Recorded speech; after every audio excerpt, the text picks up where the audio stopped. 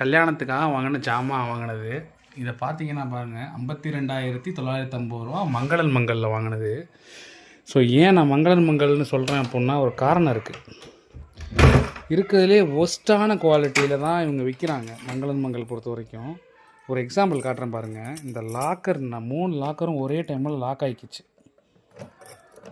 எந்த சாவி போட்டாலும் ஓப்பனே ஆகலை. அவங்கள்ட்ட வாங்கினது தான்.